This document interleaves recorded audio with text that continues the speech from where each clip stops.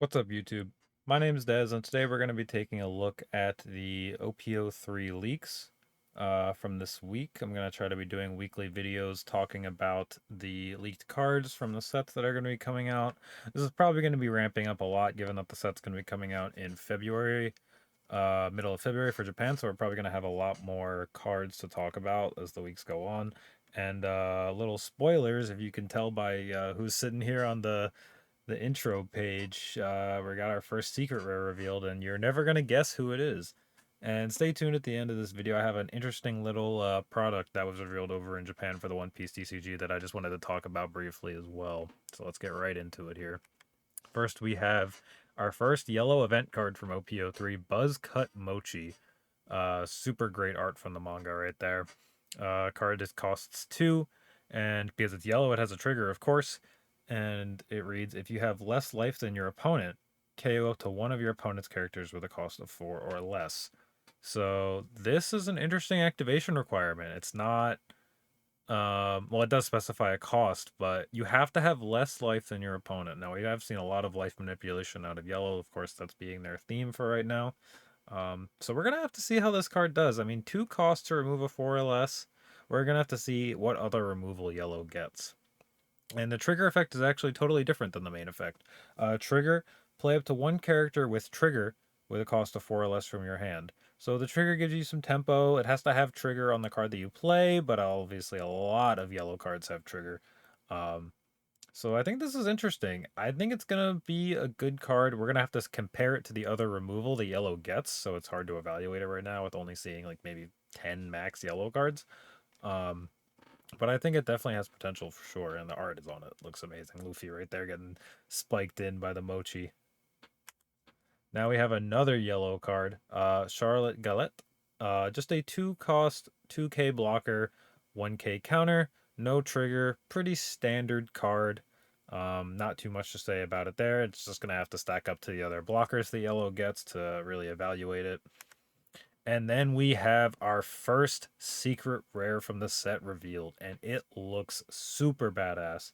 The Katakuri secret rare, 8 cost, 8,000 power, on play, put up to 1 character that costs 8 or less on the top or bottom of its owner's life area, face up. So there's a lot to talk about here. He's 8k for 8. I think that's a good number to keep it balanced since it's removing an 8 cost card. This is the first card we've seen that actually deals with 8 drop kid just straight out takes it off the board. 8 cost I think is a good way to balance this with it only having 8,000 power for 8 mana. And it's very interesting. It puts it on the owner's life area face up, and you can either put it as the first life or the last life. A lot of unique mechanics coming out from this card. It's really interesting to see how yellow is going to move forward with more life manipulation mechanics. I think it's strong. I don't think it's insanely strong, just because it only puts it on the life. It doesn't completely like take it out of the game. But it's gonna be a lot to think about. I mean, you could technically even use it on your own cards to set up additional trigger effects and things like that. Obviously that doesn't really seem great, but it is an option that we have there. Obviously every game state is different, so maybe there's a game where you want to do something like that. We haven't seen all the yellow card yet, so maybe there's some insane trigger effects and things like that. But definitely a super badass card, definitely a super badass character, and it's definitely, I think, gonna see play as at least maybe a 2 of in yellow decks. Now we have our support for Blue Nami and our first alt art. I guess our second alt art from OP-03, but our only alt art for this video. We have Zeph, Sanji's mentor. Um, Blue character, cost 5, 6,000 power with the striker attribute, and his effect is Don 1. When your opponent takes damage to their life through the attack of this character, you may trash 7 cards from the top of your deck. Now, I kind of compare this to Yamato, where you're Don 1ing, you're swinging for 7 minimum to get this effect. I mean, in reality, you're never letting this hit go through. And if it does, then it's insane. But I kind of compare it to Yamato, or OP-01 Yamato, where you're never letting that hit go through. It's a threat, yes, but you're never letting that hit go through. And he also has an on-play effect, which is actually alright. So return up to one character that costs 3 or less to the owner's hand. You may trash 2 cards from the top of your deck. Um, I mean, I think this card is strong. I don't think it's strong enough right now to be like, alright, well, Nami's going to be meta. But I definitely think this card is alright. The alt art looks amazing. He still has a pretty good on play effect. Granted, it costs 5 for that on play effect. That's not great.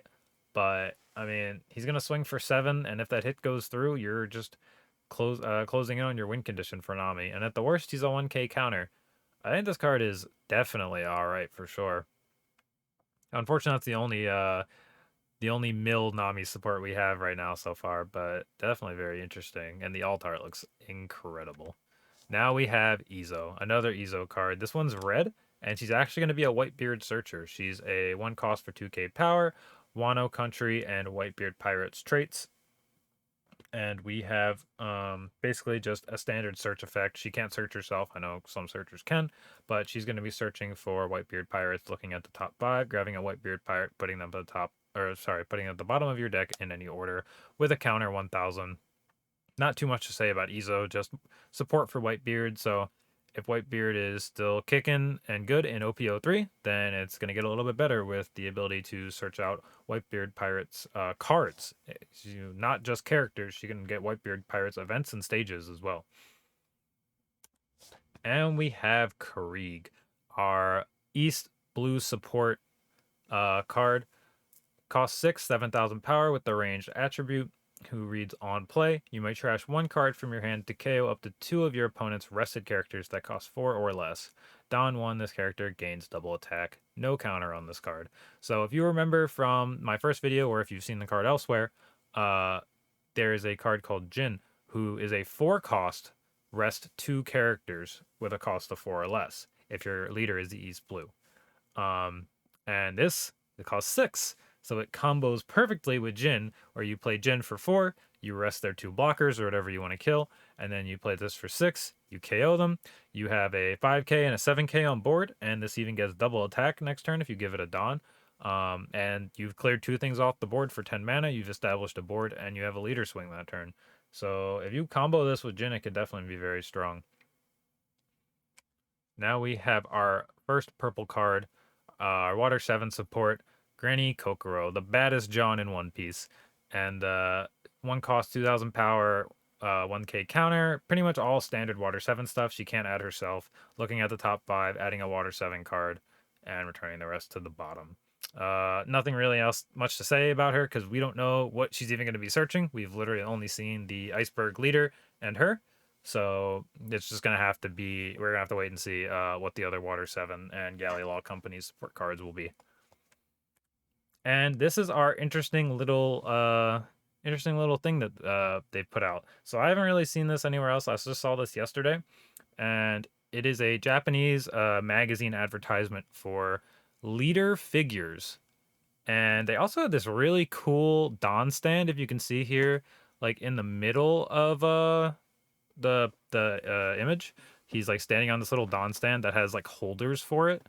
I don't know if this is going to be something that makes it over here to the West. It kind of seems like a more Japanese kind of product, but who knows? I would love for this to come over here, mainly for the Don stands.